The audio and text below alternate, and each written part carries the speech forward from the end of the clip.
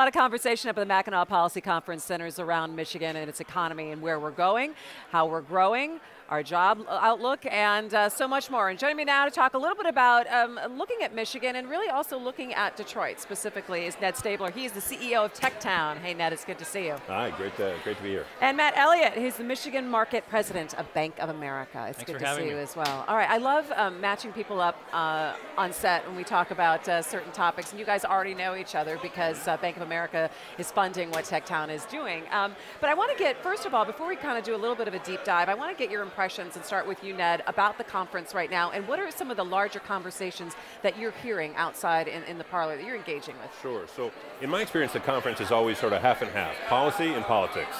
So from the policy point of view, we're talking about education and how we're going to get schools going, which is a huge part of the economic picture here in the States. And I feel like we keep beating that drum year after year saying you got to focus on education because that is a direct driver of where we're headed.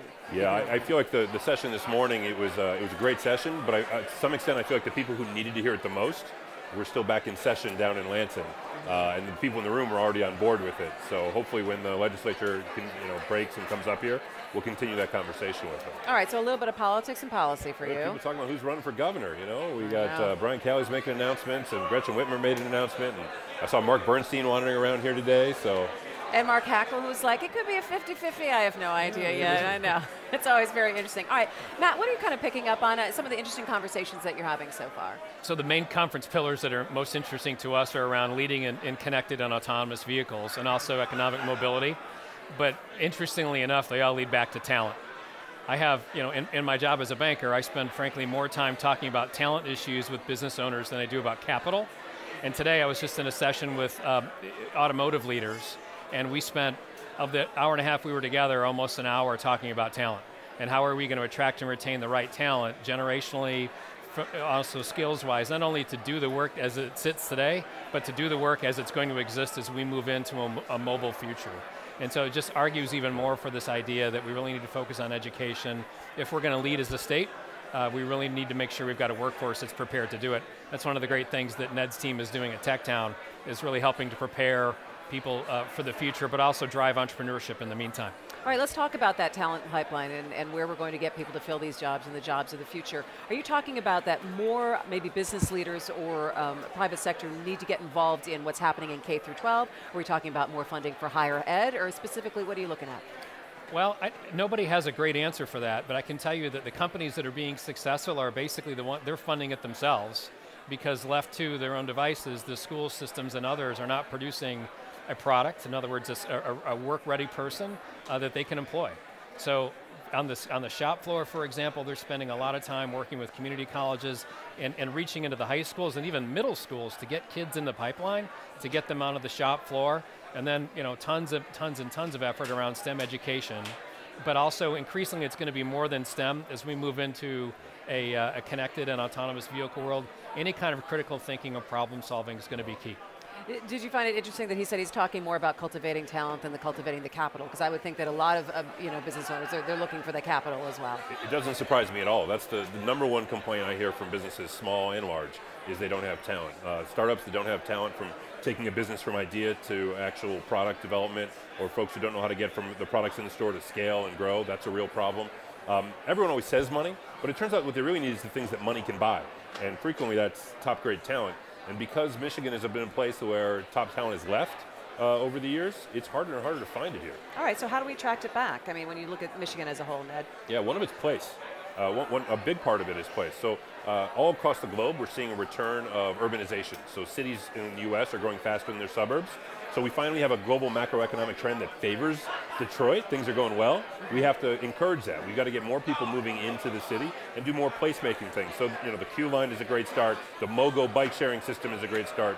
We're working with businesses all over the city. We'll work with 300 non-technology businesses in commercial corridors across Detroit, helping create jobs and opportunity and amenities in those neighborhoods. Yeah, and Matt, it's a lot also investment, not even just in small businesses as well. Bank of America, you guys are investing in a lot of different areas in the city of Detroit heavily. We are, and part of place is also about housing. And so we've got a 0% interest home repair fund that we've partnered with the city and LISC on, which we're about halfway through right now, which helps put a floor underneath value in some of the key neighborhoods in Detroit. And that's having a really good impact on place. We're also helping fund organizations like Motor City Match and the Build Institute to drive entrepreneurship. So the place issue is one, and then when you extend that conversation to the corporate realm or the small business realm, we spend a lot of time talking with our business owners around what are you doing around the financial health of your employees? Because part of that's better money habits, part of that's saving and investing, but it's really kind of putting a 360 wrapper around the person. And I think it's interesting that when you and I talk, we almost always start with technology and we end with people. Yeah. It always comes back to the people. Let's talk a little bit about entrepreneurship in the city of Detroit, and we've talked so much that there has been so much opportunity in the city over the last 5 years for people to come in and to create. Do you find, Ned, that people are taking advantage of some of the tools that they have to be able to help them do that? Is the red tape not as prevalent as it was before, or how would you answer that? So yes and yes. So Midtown, we've had 200 businesses open up in the last 4 years. You do the math, that's almost one a week. So it's pretty exciting time. We can still use more. It tells you where we started from.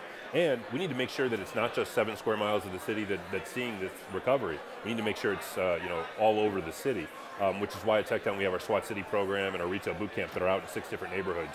Tell me a little bit more about that. Yeah, so we work, it's not just tech. 2/3 of the businesses we work with are retail, the restaurants, coffee shops. I've got a couple wine shops out there.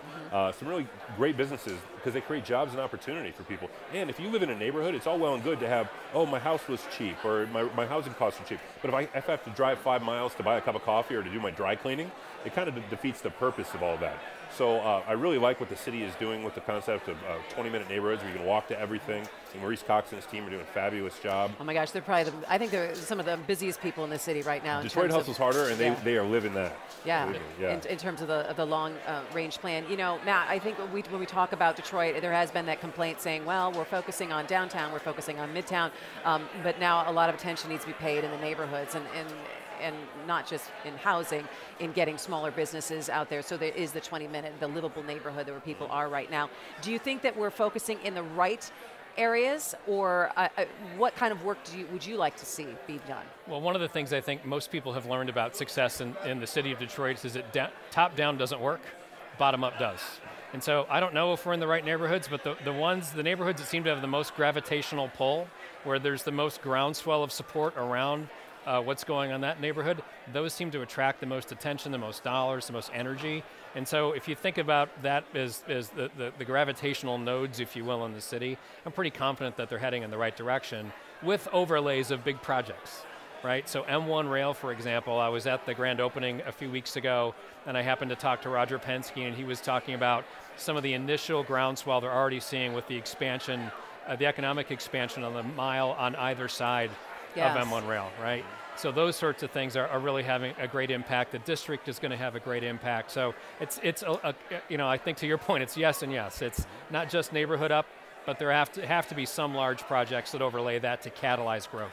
And I think there also it has to be the larger conversation, though, about regional transportation. I mean, it came up to the voters, and it was turned down. There was a lot of positivity around M1, but I think everyone's like, all right, well, what really is next? What is that next cohesive step? And it goes to what you're talking about, Ned, in terms of placemaking and what we are going to be like as a city to attract that talent and maintain some of the younger people that may want to come here in the future. It was hard when we were trying to convince people of the RTA last year without having something really to point to. As part of the new system. The reflex buses that they started have been really well adopted, and that was a good thing. The M1 Q line rail, that's huge. You could argue that it doesn't go far enough, it's not really transit, it's more of a circular. We can have all those conversations, but now we're having a conversation about a real thing that we can all point at, touch on, you can get on it, right? So do we need to expand it, and to where, and how, and why? These are real things now, so I think people are starting to see the benefit of it. In a more concrete way. All right, last question for both of you. I want you to answer the same question. Matt, give me your 5-year outlook in terms of the city of Detroit, the things that we're going to need to concentrate on and solve in the next 5 years, or things that are going to be in the forefront that we need to focus on.